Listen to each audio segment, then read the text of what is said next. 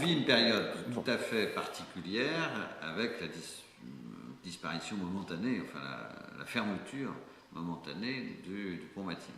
Alors, le premier élément, c'est que le pont Mathilde est indispensable, c'est-à-dire qu'il faut absolument le rouvrir.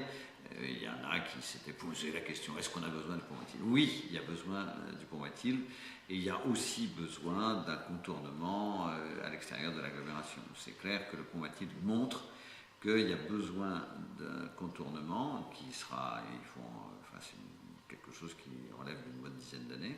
Il y a aussi besoin de terminer les accès sud et nord du pont Flaubert. On commence par le sud, mais il ne faudra jamais oublier l'accès nord du pont Flaubert. Donc ça, c'est des certitudes. Grâce au pont Mathilde, si on avait besoin d'en avoir, on les a.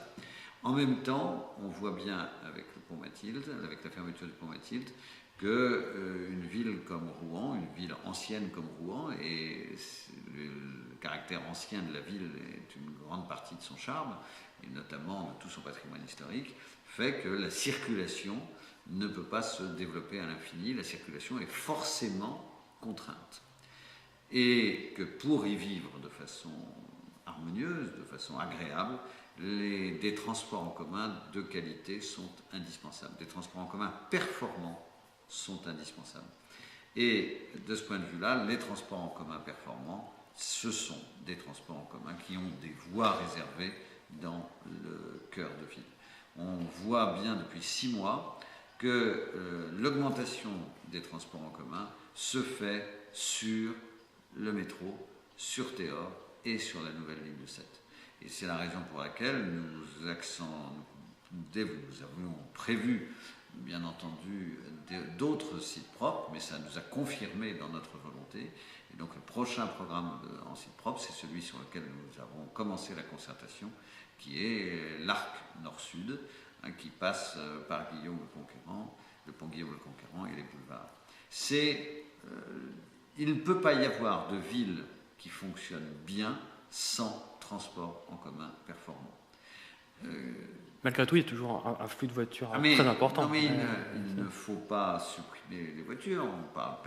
Moi, je ne suis pas pour l'interdiction des voitures, mais sur une priorité forte au transport en commun. Seule une priorité forte au transport en commun permet à ceux qui ont absolument besoin de leur voiture de fonctionner dans de bonnes conditions. On ne faut pas opposer les transports en commun et la voiture. Ce sont les transports en commun performants qui permettent à ceux qui ont besoin de leur voiture individuelle de l'utiliser correctement. C'est ça qu'il faut toujours avoir en tête. Avec une politique de stationnement derrière qui est appelée à... La politique de stationnement, elle vise à favoriser la rotation de ceux qui ont besoin de leur voiture individuelle, notamment dans le secteur commercial, pour faciliter le commerce de centre-ville. Mais le centre-ville ne peut pas être un garage à voitures. Il lui faut préserver l'activité commerciale, l'activité touristique, et c'est indispensable d'avoir une priorité aux résidents. On ne peut pas venir, c'est impossible que tout le monde vienne en voiture à Rouen pour faire ses courses, pour travailler, pour étudier, pour les loisirs. C'est impossible, tous les jours en tout cas. D'accord. Donc la politique de stationnement, elle vise à faire une régulation pour permettre aux résidents, aux commerçants et l'activité touristique de se fonctionner dans de bonnes conditions. Il y a des maires qui se sont inquiétés du déport des véhicules sur leur commune, les maires des communes voisines. Ils ont qu'à définir une politique de stationnement à l'échelle de leur commune, c'est pas un problème. De faire la même chose en fait, pratiquer. Absolument.